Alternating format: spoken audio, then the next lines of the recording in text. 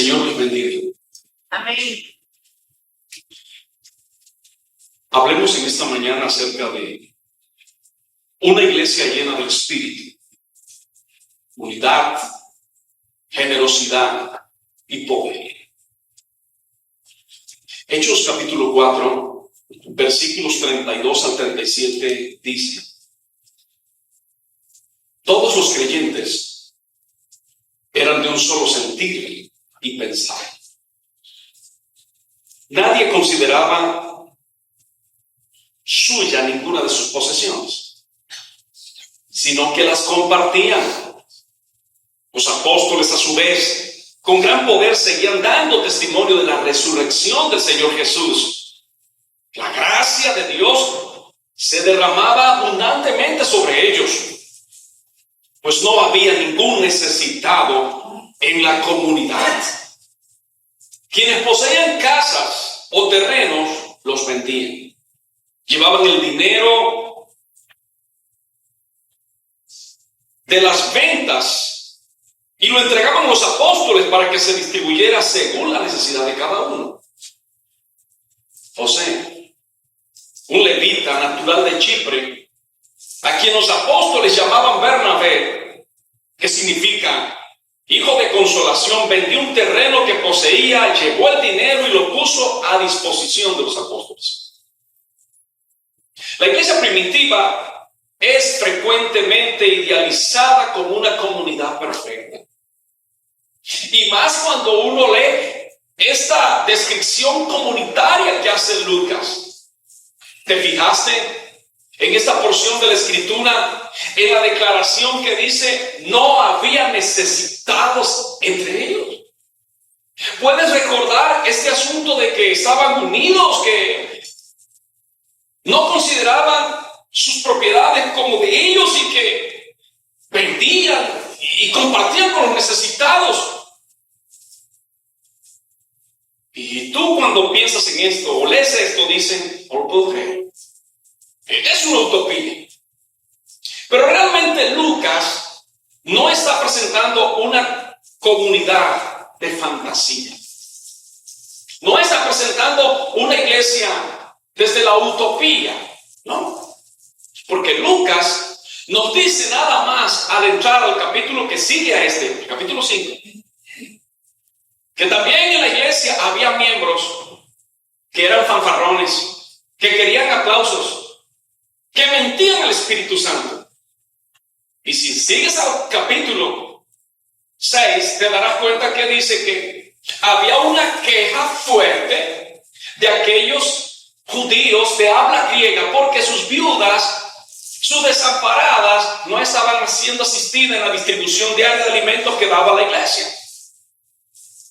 Entonces Lucas no está diciendo que la iglesia es perfecta, pero está diciendo Lucas que esa iglesia es un reflejo de una comunidad verdaderamente llena del Espíritu Santo, transformada por la resurrección de Jesucristo y comprometida con un testimonio visible del reino de Dios. Y a través de este pasaje no vemos otra cosa sino que la obra del Espíritu Santo que se manifiesta en una unidad profunda, en una generosidad radical y en un poder espiritual efectivo. No es posible que una iglesia tenga una unidad profunda, tenga una generosidad radical y un poder efectivo en la comunicación del Evangelio, sino por acción del Espíritu Santo. Y quiero que miremos estos efectos de la influencia del Espíritu de Dios en la iglesia. La unidad de la iglesia nace del Espíritu Santo. Regresa al versículo 32, por favor. Todos los creyentes eran de un solo sentir y pensar. Un solo sentir y pensar. No representa una uniformidad forzada. No se trataba de una secta donde a la gente le lavaban el cerebro. No se trataba de una secta donde las personas estaban siendo coaccionadas y obligadas a hacer o a decir. No se trataba de una secta donde a la gente la estaban embaucando para despojarla de sus bienes como muchos ejemplos de esto en el siglo XX que ya inmediatamente pasó. No se trata de una secta donde la gente se está sacrificando por sus líderes, donde niños y mujeres son abusados. No. Se trata de creyentes redimidos por Cristo Jesús, que han tenido una experiencia con el Espíritu Santo, con la presencia poderosa de Dios, prometida para todos en el Antiguo Testamento, que les ha llevado, a pesar de la diversidad, a pesar de lo distintos que son los seres humanos y a pesar de la diversidad cultural, porque en esa iglesia del primer siglo, esa iglesia de Jerusalén, no solamente habían judíos naturales de origen de Palestina, sino judíos que, aunque eran judíos de sangre, tenían una cultura de alguna forma helénica, griega. Tenían un idioma griego. Pero también en la iglesia habían prosélitos, es decir, personas que no eran judías y que se habían convertido en judaísmo, pero que ahora habían encontrado la gracia del Señor Jesucristo. Y aquí tenemos una iglesia que está siendo liderada por hombres, si lo puedes leer en el Evangelio, que no eran fáciles realmente. Ahí está Pedro, un hombre bocón, temperamental, un hombre que desprestigia a otro y dice, aunque los demás te abandonen, yo estoy contigo. Tenemos un hombre competitivo, pero allí también en la iglesia, y hay uno que es especialmente compañero de Pedro, que se llama Juan, que él y su hermano son nepotistas. A través de su madre se acercan al Señor y dicen, Señor, cuando establezca tu reino, porque todavía están pensando en ese reino político y militar, van a decir esto a la madre. Parece que Jesús la quería. Además, era familia, era sangre del Señor Jesús. Y le dice, yo te pido que cuando establezcas tu reino, mi hijo visiblemente uno a la derecha y otro a la izquierda. Permítame ir un poco más allá e imaginarme un gobierno democrático. Y ella nada más lo que está pidiendo es el ministerio de Hacienda por un lado y el ministerio de gobierno del interior.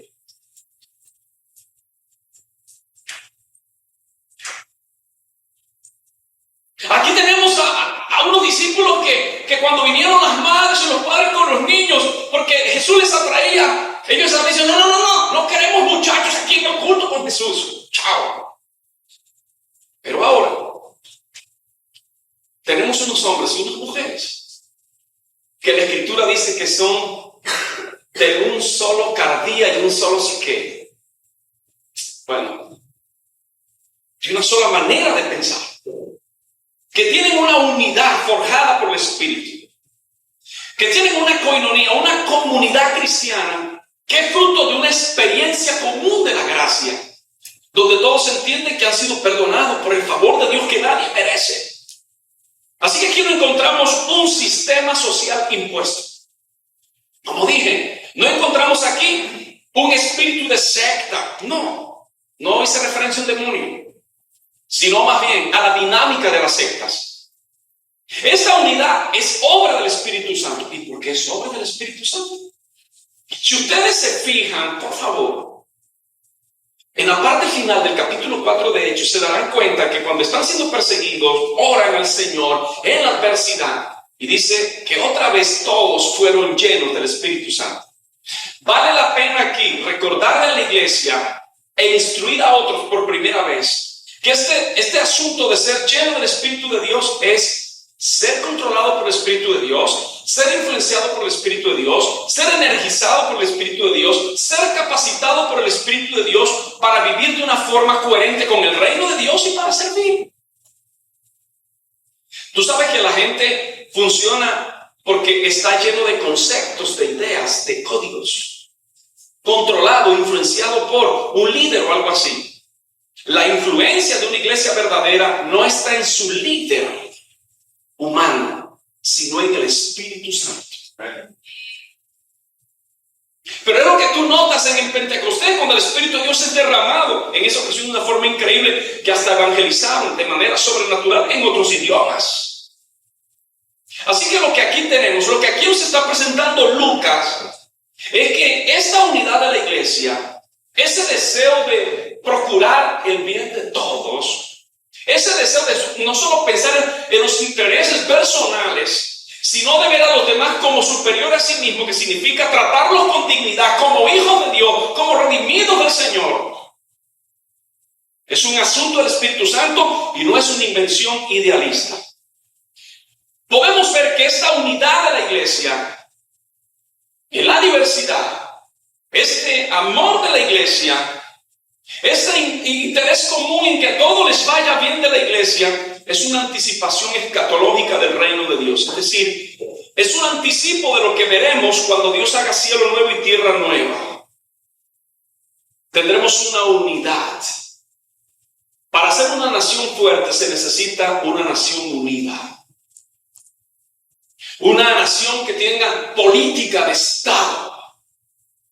Para que una familia se sostenga, Jesús dice que debe estar unida. Para que un reino se sostenga, Jesús dice, debe estar unido. Hay poder en la unidad. Y Dios mismo se da cuenta que cuando el hombre se une, aún para lo perverso, el hombre puede lograr cosas extraordinarias. Te recuerdo cuando el hombre estaba construyendo la Torre de Babel. Dios mismo dice, descendamos, confundamos a esta gente, porque están unidos en criterio y lo que se propone lo van a lograr. Es decir, hay poder en la unidad. Lo que pasa es que las motivaciones de muchas dinámicas de unidad, de pueblos o de civilizaciones, ha parado en malas cosas. Ha hecho daño. Pero la unidad del Espíritu produce un vínculo que se llama la paz. Y de esto es lo que nos habla el apóstol San Pablo cuando dice, procuren vivir en paz.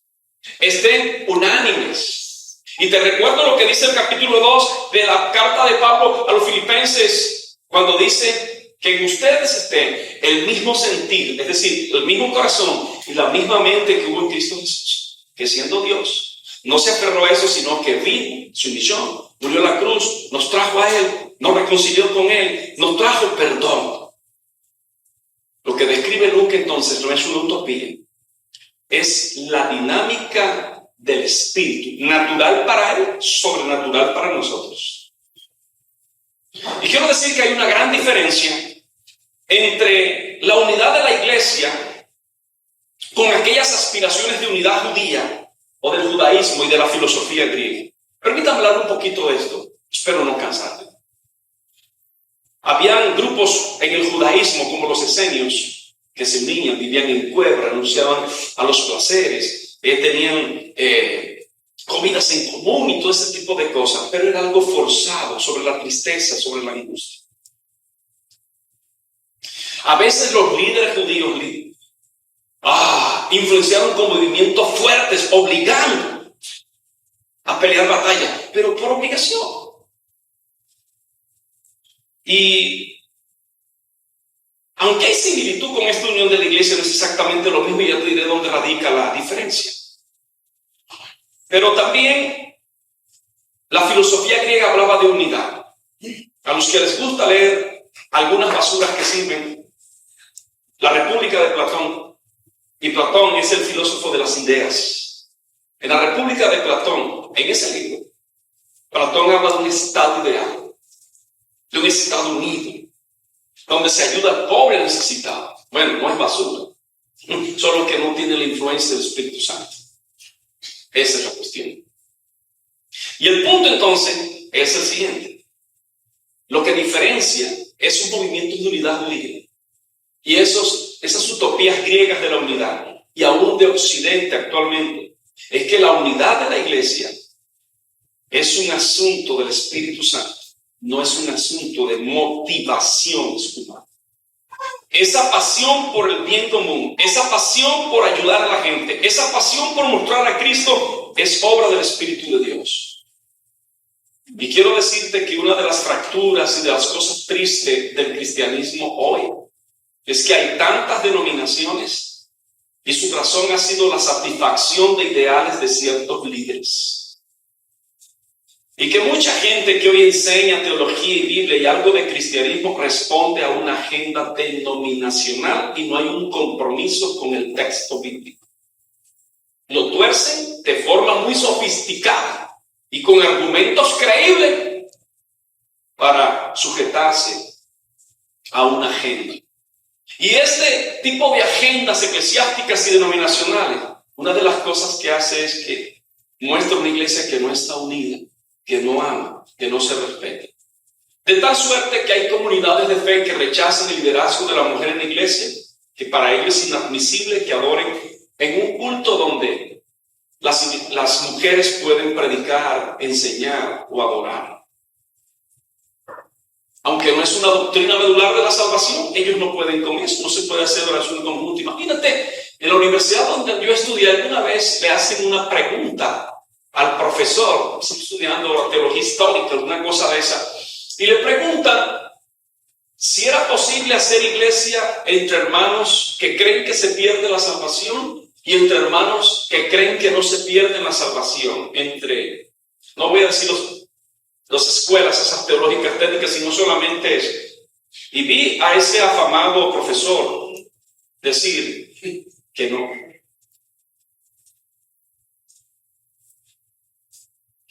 ¿Y por qué no si se trata de hablar de Cristo Jesús?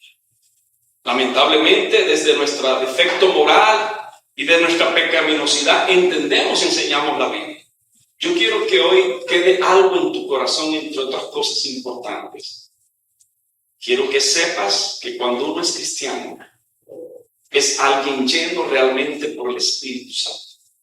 Y si una persona realmente es influenciado, guiado por el Espíritu de Dios, es alguien que no promueve divisiones, es alguien que no daña, es alguien que quiere ver la iglesia de Cristo, no solo su comunidad local como esta, sino la iglesia del Señor en cada ciudad, en cada pueblo, en cada nación, unida en la gran comisión, en la evangelización, en las obras de generosidad.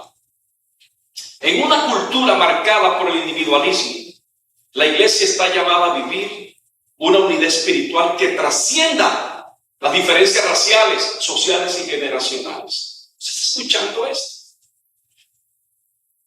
Estamos viviendo la tiranía del individualismo sencillo. Llega una familia a comer a un restaurante, 5, 6, 7 miembros, no sé.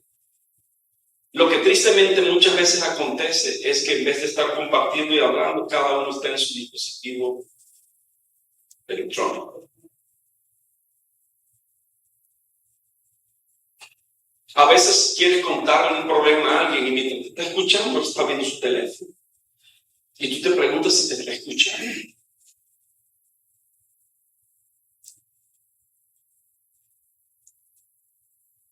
La familia está dividida.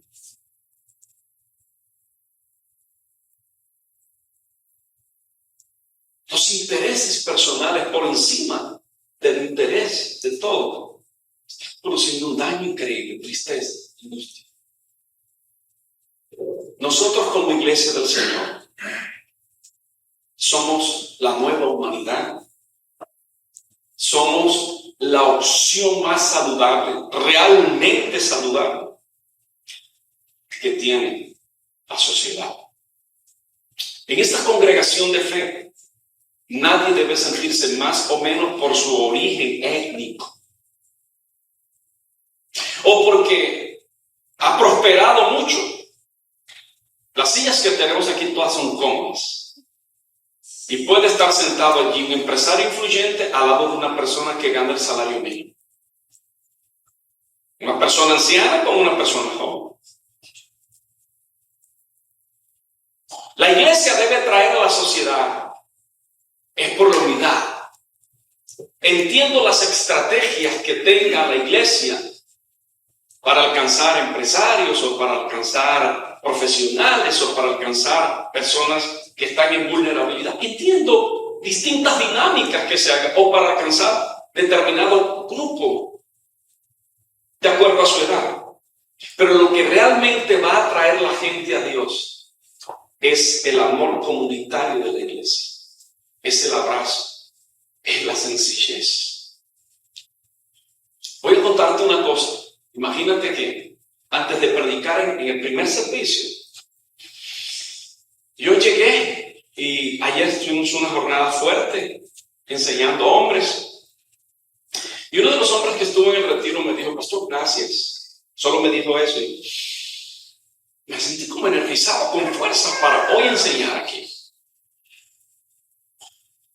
Pero lo que más me impactó es que vi entrar a una niña, debe tener como 11, 12 años, vino con el abuelito, pero la vi entrar con otra niña más pequeña, muy parecida a ella, y yo dije, deben ser hermanas. A la niña de los 10, 11 años vengo viéndola acá, pero a la pequeñita no la había visto. Y esa niña que viene con su abuelito, un miembro fundador de esta iglesia, los domingos cuando la veo casi siempre la saludo chocando manos. Pero hoy la niña, no sé por qué, se acercó y me dio un abrazo con el abuelito. Y yo recibí su abrazo. Fue increíble. Pero yo no había visto a la niña más pequeña. Y esa ternura de quizás 8 kilos, viene y me da un abrazo en mi pierna izquierda. Y vino a su abuelo y le pregunté que era un hijo de él que yo conozco. Y sí, doctor. Lo que te quiero decir es, ¿qué privilegio tiene este pastor que los niños de la iglesia lo saluden? Mientras estaba orando en esa silla, ahora en este segundo servicio, había un niño sentado allá, un niño mexicano que asiste aquí a la iglesia. Y me vio, y me miraba, y no aguantó, y se trasladó donde yo estaba. Vino, me abrazó, me chocó la mano y se quedó adorando conmigo. Seguramente tengo 1.000.000 de defectos, pero parece ser que puedo mostrar algo del amor cristiano. Los niños no se acercan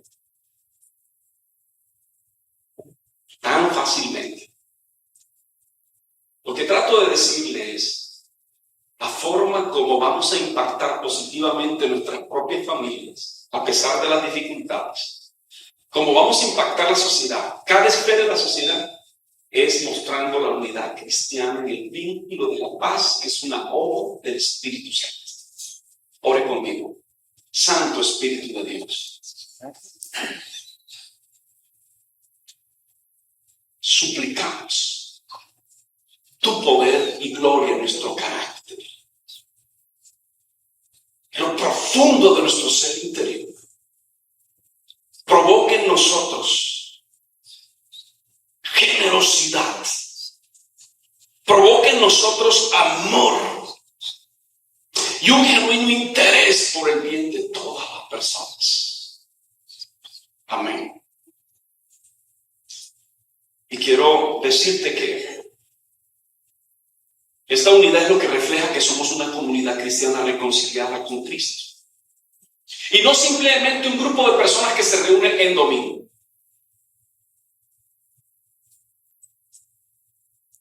Yo te animo a que hagas parte de un grupo pequeño de la iglesia, de una pequeña comunidad de la iglesia. Van a cuidar de ti. Aquí hay personas que te necesitan a ti. Yo sé que eres muy ocupado. Yo sé que tienes muchas cosas y que quizás estás fatigado con las actividades de la religión o de la iglesia. Pero voy a decirte algo. Te necesitan. Y tú necesitas un abrazo, como el que hoy me dieron esos niños. Y esos niños, a través del abrazo, me fortalecieron para hacer mi tarea pastoral con amor, con excelencia, con sabiduría. ¿Sabes? A veces hay personas en la iglesia que dicen que no se dan cuenta de mí. No me sirven, no me ayudan. Y tienen años en el cristianismo y solo piensan en consumir y todo este tipo de cosas. Pero yo quiero recordarte que Pablo hace mención de esta misma descripción del versículo 32 que está haciendo Lucas en Hechos 4, diciendo que el sentir, el corazón y la mente que tiene que estar en nosotros es servir a los demás. Tienes que ir más allá y dejar de decir, no me sirven, no me escuchan, no están pendientes de mí. Debes empezar a decir, ¿a quién yo puedo servir? ¿A quién yo puedo escuchar? ¿A quién yo puedo consolar? ¿Por quién yo puedo orar? ¿A quién debo bendecir? ¿A quién debo conectar de mejor manera?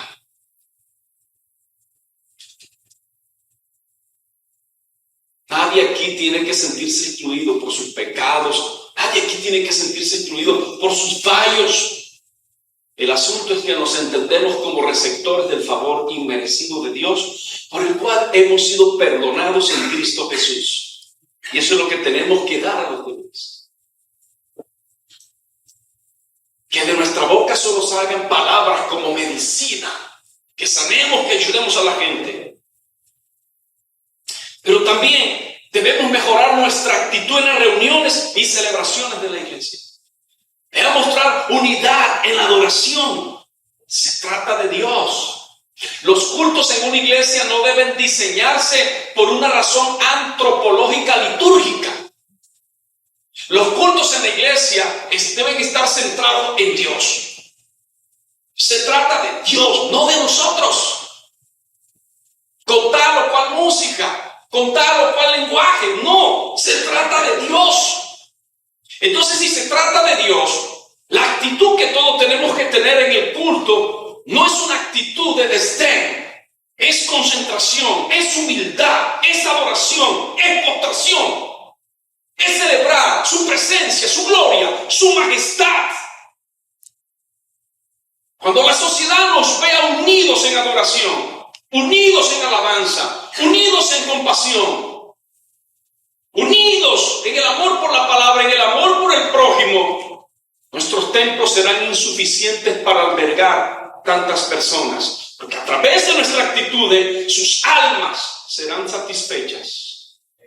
El poder del amor lo cambia todo. El amor con que hemos sido amados es el amor con el que debemos amar. Así que mientras estés en una celebración de la iglesia y vas a usar tu teléfono, úsalo bien. Úsalo para adorar. No digo que no lo uses, úsalo para adorar. Porque tienes allí la Biblia, porque tienes tu blog de notas. Y qué bueno es que participes de las actividades de la iglesia, que no seas ajeno a eso, que te integres, que te incomodes, que salgas del confort. Esta es una iglesia también multicultural. En esta iglesia hay europeos, latinoamericanos y europeos del norte, europeos del Mediterráneo. En esta iglesia hay personas de otras naciones latinoamericanas. Aquí en esta provincia, aquí en esta pequeña ciudad, hay una iglesia cargada de intelectuales, de académicos, de personas ricas también. Pero aquí también hay personas que no han alcanzado muchos frutos en su productividad. Pero todos sin excepción hemos sido redimidos por el Señor. Y podemos estar unidos y respetarnos y estar juntos. Quiero hacerte una pregunta. ¿Estamos buscando unidad verdadera o conformidad superficial? Esa unidad de la que está hablando Lucas es más que una afiliación a la iglesia. Es más que firmar un pacto de membresía. Es más que decir yo soy parte de la iglesia. Tú eres parte de la iglesia cuando muestras, o eres parte saludable de la iglesia cuando estás unido, cuando estás empujando para el mismo propósito, cuando edificas tu iglesia. Y esta unidad, acción del Espíritu Santo, nos lleva no solo a amarnos, sino a demostrar ese amor en obras tangibles. Aquí encuentro que el poder del Espíritu de Dios produce una generosidad radical. ¿Quieres leer conmigo otra vez el versículo 32? Pero esta vez la parte B. Nadie consideraba suya ninguna de sus posesiones, sino que las compartían. Quiero que llegues a un necesitado en la comunidad. ¿Puedes subrayar eso? ¿Qué logro? No había ningún necesitado en la comunidad. Quienes poseían casas o terrenos los vendían.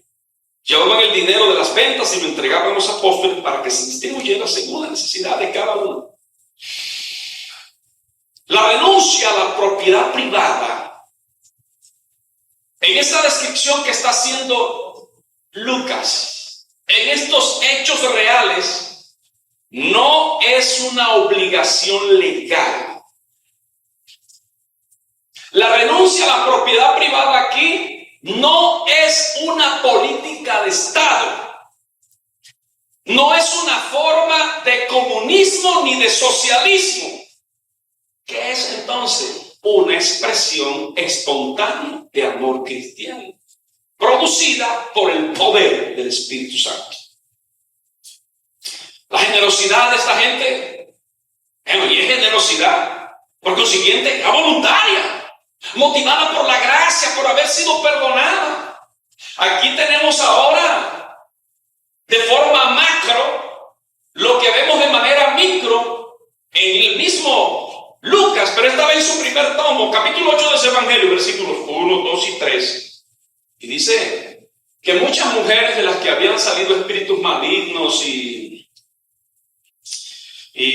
habían sido sanadas de enfermedades, estaban tan agradecidas con Jesús, estas mujeres, que por esa gratitud, por ese amor que habían sido perdonadas, compartían de sus bienes para que Jesús hiciera misiones con sus apóstoles. Interesante.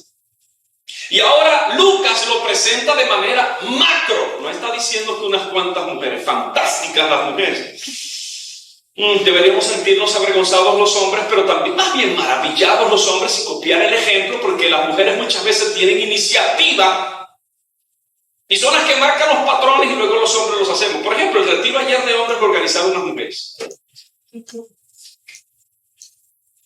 Y tengo sospecha que algunas mujeres financiaron el retiro de los maridos.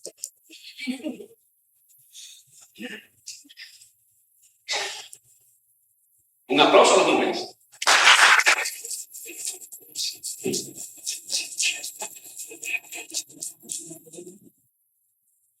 Y todo para decir que las mujeres son, en el ámbito cristiano, un ejemplo de unidad, pero también de generosidad. Y que la generosidad no debería ser una excepción. No debería ser la expresión de algunos cristianos maduros en la fe. Debe ser la expresión de toda la iglesia, de toda la comunidad. Compartir los bienes, escuche esto, no era una condición para pertenecer, sino una consecuencia natural del discípulo.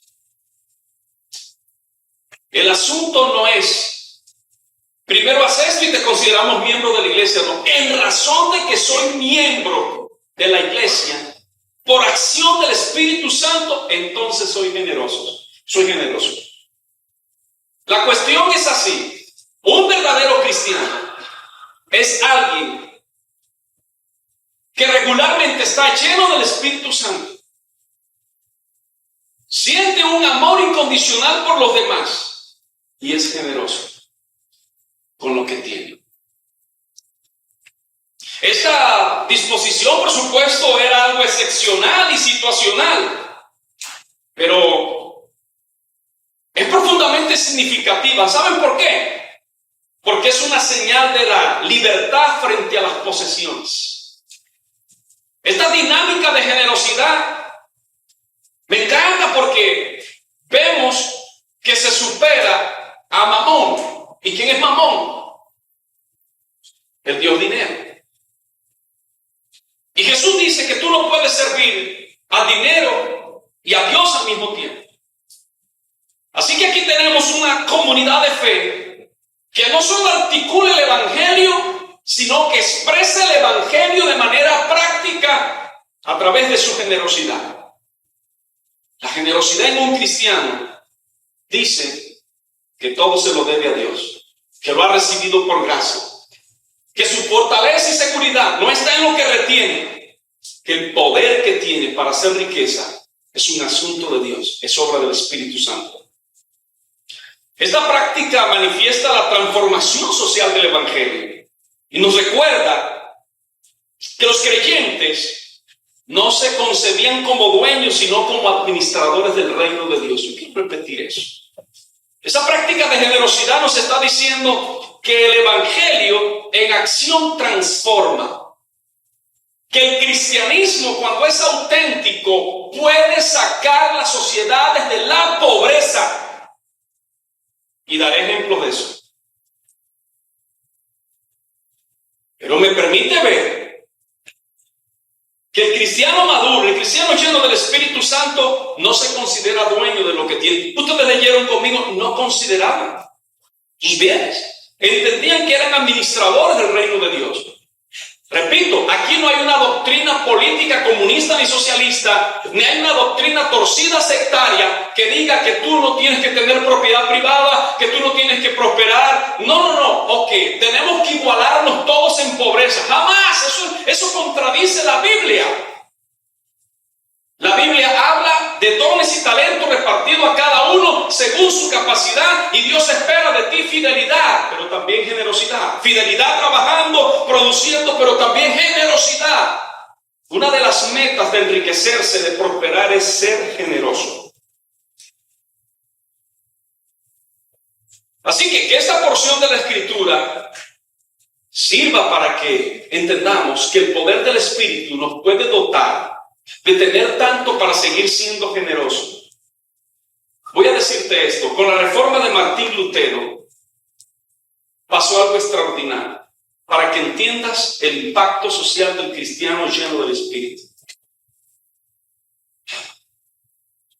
Una de las cosas que caracterizaba a los protestantes es que sabían leer y escribir. El católico romano no sabía leer y escribir. Le oficiaban una misa de espalda en latín que no sabía. Lengua culta de filósofos y abogados, teólogos y laicos. Lo que hace Martín Lutero es, voy a utilizar un término que le gusta a la gente, democratizar la Biblia. Es decir, hacerla partícipe a todo el pueblo. Cuando los campesinos alemanes empiezan a tener un ejemplar de la Biblia y a leer la escritura en alemán, asunto que contribuyó a una estructuración mejor de la lengua germana. Las traducciones de Martín Lutero. Mira ese impacto. Esto lleva a la gente a leer la ética del trabajo, de la productividad y la generosidad del Antiguo Testamento. Negocian con los príncipes un contrato social, aunque no se llame así. Y los príncipes entienden que si el pueblo prospera les va mejor, ceden tierras. Los campesinos alemanes se vuelven industriosos, comienzan a transformar la materia prima y Alemania se convierte en una potencia. Las naciones del norte de Europa reciben la misma influencia, me refiero a las naciones que antes eran vikingas, bárbaras, y se convierten también en gente que conquista para bien, y es lo que sucede con los ingleses. El hemisferio norte simplemente es mucho más próspero que el hemisferio sur. ¿Y dónde empezó el punto de inflexión? En la Reforma Protestante. La Reforma lo que hizo fue volver al poder de la Escritura. Donde quiera hay una distorsión del cristianismo, donde quiera se tolera rezos y conjuros, y también va brujería y todo este tipo de cosas, hay miseria y hay pobreza. Donde se muestra a Cristo a través de la generosidad, la gente es transformada.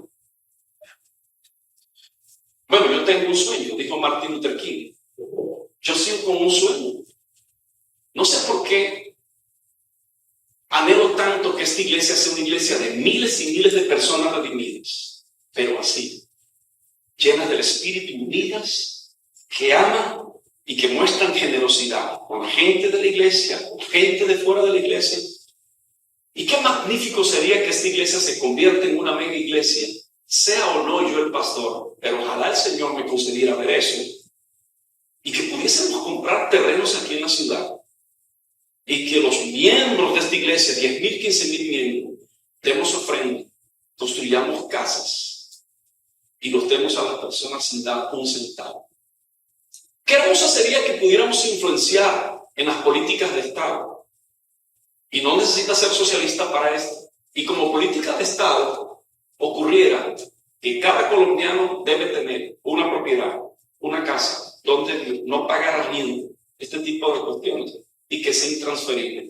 Como al papel todo le cabe, yo como abogado folclórico puedo decir que en 500 años no la puedes vender.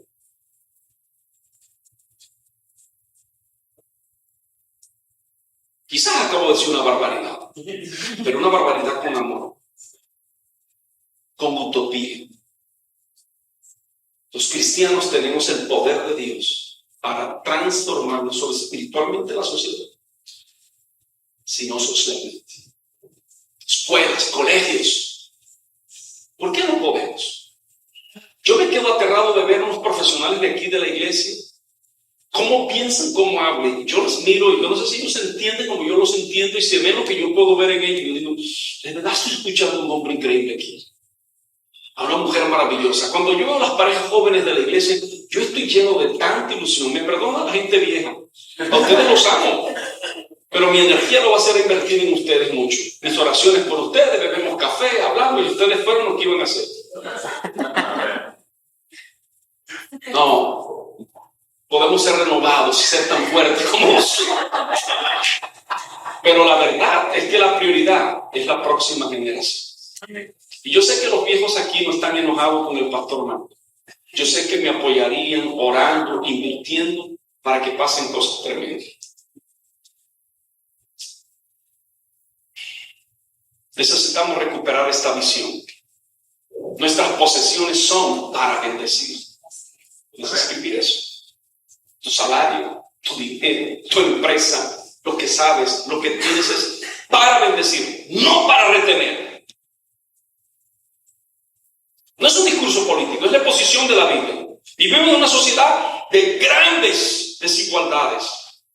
Y nuestra iglesia y la iglesia de Cristo debería ser un oasis de justicia y generosidad, donde se suple la necesidad por medio del amor mutuo.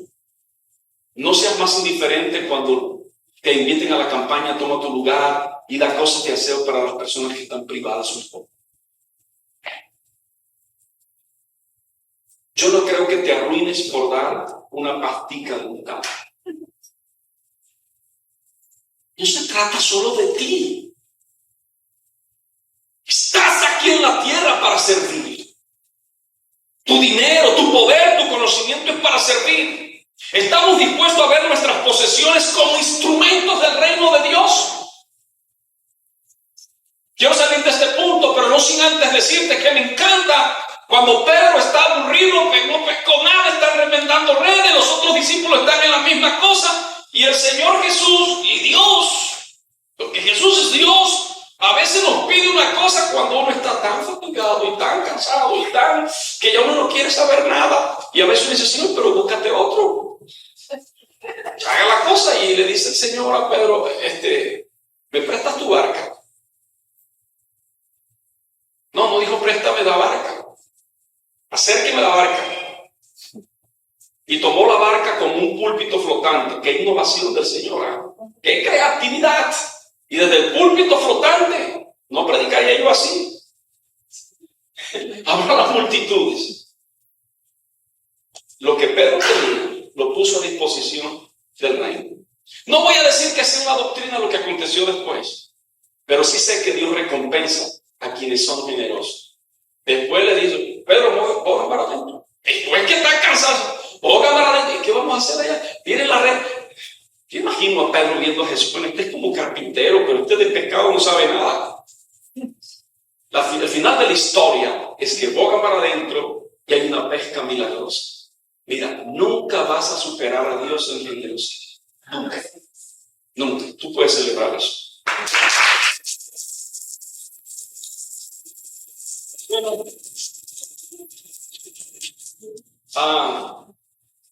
Poder en la predicación. Y la gracia de Dios derramada. Una iglesia llena del Espíritu de Dios. Es unida. Es generosa. Pero es una iglesia que tiene poder para proclamar. Está energizado por el Espíritu de Dios. Y su proclamación, por supuesto, está centrada en Cristo y en su resurrección. Miras otra vez el versículo 33. Tiene la amabilidad. Los apóstoles, a su vez, con gran poder, seguían dando testimonio de la resurrección del Señor Jesús. Y me gusta esto. La gracia de Dios se derramaba abundantemente sobre ellos. Porque se predicaba con poder el evangelio y, por supuesto, porque eran generosos y unidos. señala que con gran poder daban testimonio de la resurrección. Y para Lucas aquí poder hace referencia al poder del Espíritu Santo. Y fíjate lo que dice, y la gracia de Dios era derramada, es decir, la gente se convertía, la gente era transformada, porque es por gracia que somos salvos. La gente era prosperada, no había necesitado, es decir, cuando una iglesia está unida en ese propósito de adorar, de servir a Dios, de ser generoso, de tratar a los demás con mucha consideración, de tratarle como príncipes de Dios, como princesas de Dios, como hijos de Dios, como redimidos, como hechos a la imagen Dei. Cuando esto sucede y cuando tú lo miras así, tú procuras su bien y tú no eres mezquino, tú eres generoso, pero hay algo increíble y es que el Espíritu de Dios levanta a quienes predican con ese poder increíble. La predicación poderosa y la comunidad generosa no son elementos aislados, son dos caras de la misma moneda, el poder del Espíritu Santo. ¿Quieres que te lo repita? La predicación poderosa, la predicación de la resurrección de Cristo y la comunidad generosa no son elementos aislados, son dos caras de la misma moneda, el poder del Espíritu Santo. Algún día quiero honrar la memoria del pastor Ángel Flores. Yo había llegado del college de Santo Domingo y me di cuenta, porque duré unos años en el exterior, al regresar, que su iglesia era la iglesia más influyente de la ciudad. Más grande en número y con una influencia social impresionante. Así que yo le pedí una cita al pastor Ángel Flores. Y le dije, cuando me atendió, me recibió tan bien. Mi madre era ministro asociado de esa iglesia. Y le dije, pastor Ángel, ¿usted podría decirme cuál ha sido la clave del crecimiento de su iglesia?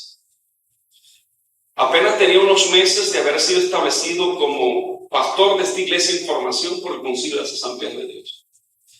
Él tenía dicha y era muy espontáneo con las cosas y se quedó viéndome así.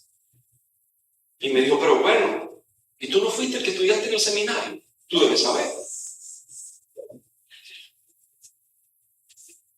Él nunca fue al seminario, nunca fue al instituto bíblico. Él era un ingeniero agrónomo, creyente desde niño, lector de la Escritura, fascinado con el libro de Génesis. No sé por qué le encantaba tanto ese libro, pero le encantaba. No voy a alargar la historia, pero él me mira y me dice, hay dos cosas, Marco. Tienes que fundar una iglesia generosa y predicar la palabra. No prediques cuentos, predica la palabra. Y yo me fui como decepcionando y pensé que mira, esta estrategia, este grupo tal, no, me digo. Entonces mueve con billete y predicación. Así que de un momento a otro se levantó porque tenía que hacer otra cosa. Ven que te voy a bendecir. Fue oró por mí y me puñó el estómago. Recibe eso ya. Y me despachó. Hoy yo puedo decir que el pastor Ángel que está en el cielo tiene toda la razón. Tú no puedes separar la predicación bien articulada, la enseñanza poderosa de una iglesia de la generosidad. Bendito Dios, ¿no? Que Dios nos ayude. Y quiero decirte que el testimonio de la resurrección no solo se proclamaba con palabras, sino que entonces se encarnaba en la vida diaria de la comunidad. La predicación poderosa se valida con una ética poderosa, con un hacer poderoso, generoso. El poder del testimonio no es solo elocuencia, es coherencia. La verdad del Evangelio era visible a la sociedad. Jesús dijo, en esto conocerán que son mis discípulos, en que se aman. Y el amor es un tema práctico. La iglesia entonces no puede pretender impactar solo con palabras en redes sociales, con palabras en servicios de jóvenes, con palabras en asuntos de mujeres o de hombres, lo que sea. El mundo está cansado de discursos vacíos. Lo que la gente necesita ver es una iglesia que vive lo que predica, Sí, el mundo necesita conocer la sana doctrina. El mundo necesita de que nuestros oradores, nuestros maestros y maestras hagan teología, hablen, enseñen, pero necesita ver que el impacto de esa predicación o enseñanza transforma nuestras comunidades en comunidades de gracia, integridad, misericordia, y que nuestros hechos confirman lo que dicen nuestras bocas. ¿Es nuestra comunidad de fe una evidencia visible de esa gracia de Dios? ¿O no lo es? Que el Espíritu de Dios nos levante a ser generosos. Y es mi oración que se levante en esta iglesia predicadores dotados por el Espíritu Santo. Gente capaz de entender el texto y explicarlo de una manera impresionante. Oro que los que son menores que yo, el Señor les use de forma más abundante y poderosa. Oro que la gente mayor que yo siga con ese denuedo, con poder, y Dios nos dé más a todos. Pero estoy orando que los niños, los hijos y nietos que están allí, el Señor los levante de una manera tan increíble, que sean poderosos oradores, poderosos maestros de la palabra, pero dadores generosos de su tiempo, de su talento y de lo que es. Y por ello termino mi discurso hablándote de un modelo de discípulo transformado. No tengo duda que cuando Lucas menciona al tal Bernabé, nos está diciendo, ya te dije cómo debe ser la comunidad. Ahora te quiero dar un ejemplo. Esta es la muestra de una persona así. ¿Quieres leer conmigo el 36 y el 37 de Hechos 4? José, un levita, natural de Chipre, a quien los apóstoles llamaban Bernabé, que significa hijo de consolación, vendió un terreno que poseía, llevó el dinero y lo puso a disposición de los apóstoles. Bernabé es introducido como un modelo práctico, como te estaba diciendo, de lo que significa vivir bajo el poder del Espíritu Santo. De lo que significa ser parte de una comunidad unida, generosa y poderosa en la enseñanza, en la predicación, en la instrucción. Y Bernabé está allí también como una figura que sirve para marcar un contraste entre Ananías y Zafira, como un ejemplo humilde y generoso. Porque cuando pases al capítulo 5, y si Dios permite, el próximo domingo hablaré del capítulo 5. Y este Bernabé es distinto a aquellos que arman todo un escándalo cuando ayudan a alguien. Llevan sus celulares, sus cámaras y demás. Estamos entrando aquí a esta vivienda humilde que no tiene piso, que no tiene lo otro. Y miren este bebé y lo demás.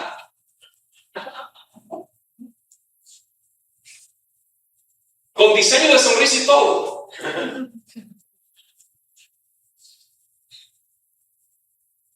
Porque esta iglesia no es perfecta. Tenía unos de esos que piden luces, cámaras, Ananías y Zafira. De esa gente que supuestamente da, pero no da. De esa gente que miente al Espíritu Santo. Y debo decir que Dios es capaz de matar a los hipócritas, a los que no son generosos. Así que el próximo domingo hablaremos de muerte. Pero venga, no tenga miedo. La gracia de Dios está con nosotros. Pero vemos en Bernabé una encarnación de los valores del reino de Dios. Desprendimiento, transparencia y consuelo. Su nombre, ese nombre con el que le apodan los demás, hijo de consolación, nos muestra cómo él encarna esa unidad, esa generosidad y ese poder para instrucción. Permítame hablar de estos minutos de Bernabé. Deme toda su atención, por favor. Mira cómo Bernabé marca eso de la unidad. Cuando Saulo de Tarso se convierte, que es un terrorista, y la iglesia tiene miedo y están pensando que se está haciendo el convertido, él viene, lo arropa, muestra amor y dice realmente se ha convertido, y a través de él Pablo es incorporado a las asambleas locales de la iglesia. Pero luego te has dado cuenta que estos dos versículos dicen que él tiene propiedades, las vende, que él es generoso. Pero yo te voy a mostrar cómo él es poderoso en palabra. Él llama a Saulo de Tarso y lo instruye. Pero no solo eso. Él es capaz de corregir al mismo apóstol Pablo. Tú estás escuchando lo que yo voy a decir. El asunto es tan impresionante que en algún momento ellos van con un joven llamado Marcos a hacer misiones, y ese joven dice: yo tengo miedo, esta es mucha persecución, yo me devuelvo. Parece que el muchacho luego recarga las baterías y dice: yo vuelvo a las misiones. Y Pablo dice: usted no va, bájese del barco que usted no va. Usted es un traidor, usted es un inmaduro, usted no está comprometido. Y por mucho que Bernabé intentó convencerlo, Pablo no acepta. Pablo sigue un camino y Bernabé otro. ¿Por qué pienso yo que Bernabé tiene toda la razón? Porque Pablo, en primer lugar, no es infalible, no es el Espíritu Santo. Pero voy a decirte esto. La cosa es que luego tú lees los escritos de Pablo y dices: yo quiero a Juan Marcos porque ese me es útil. O sea, aquí tenemos un discípulo que tiene el poder de ver, de enseñar, ayudó a formar el carácter cristiano de Juan Marcos, del que Pablo ahora dice: es un amigo fiel, puede estar conmigo. Así que en Bernabé encontramos desprendimiento, transparencia, consuelo, enseñanza. Pero te voy a llamar la atención con algo. ¿Te fijaste que dice que era un levita? Sí. ¿Notaste que era un levita? ¿Y eso qué, pastor? Que los levitas no podían tener propiedades. Así que yo me pregunto: ¿de dónde sacó este propiedades? Tengo algunas opciones. La primera, que quizás esa legislación mosaica no aplicaba en los días del siglo I. La segunda, él dice que era natural de Chipre, una isla que está al oriente del Mediterráneo. Y le voy a decir una cosa: este era un tipo con billete. Este era un tipo próspero. De donde sea, como sea, que él tuviera el dinero, él se desprendió. Pero yo te quiero decir algo más profundo sobre este hombre. Y es esto: mira, Bernabé representa una ruptura con el antiguo sistema religioso y una apertura a un nuevo estilo de servicio donde el liderazgo comienza con el sacrificio. ¿Tú te acuerdas de la parábola del buen samaritano? ¿Te acuerdas o no te acuerdas de la parábola del buen samaritano? ¿Puedes recordar eso? Hay un hombre que lo golpean, es un judío y está moribundo, y va el sacerdote, lo mira y sigue de largo. Pero te fijas que luego dice que venía un levita, lo mira y sigue de largo. Pero aquí tenemos ahora un levita que mira necesitados y no sigue de largo, se detiene, se desprende, cuida. Ese es el tipo de líderes que necesitamos. Hoy necesitamos más Bernabés. Voy a decirlo, hermanas, más Bernardas. Los líderes dan antes de exigir, sirven antes de ser reconocidos y ofrecen consuelo en vez de condena. El liderazgo transformador comienza por el carácter y el servicio. ¿Reflejamos el carácter de Bernabé o el ego de Ananías y Zafiro? El desafío de ser una comunidad de reino es lo que encontramos en Hechos 4, versículos 32 al 37. No representa una iglesia perfecta, sino una iglesia llena del Espíritu. Un pueblo unido, generoso y lleno de gracia que proclama el Evangelio. La unidad, la generosidad y el testimonio poderoso no son logros humanos, son evidencia del poder del Espíritu Santo en una comunidad rendida a Cristo. Esta comunidad cristiana no es el ideal romántico, sino un modelo inspirador y desafiante para nosotros. Hoy más que nunca, la sociedad, tu familia, necesita ver iglesias que reflejen esta verdad. Jesús ha resucitado y esa resurrección transforma nuestras relaciones, nuestras posesiones y nuestras prioridades. Cristo ha resucitado, y porque Él ha resucitado, nos ha dado su Santo Espíritu, generosos y proclamadores de su buena noticia.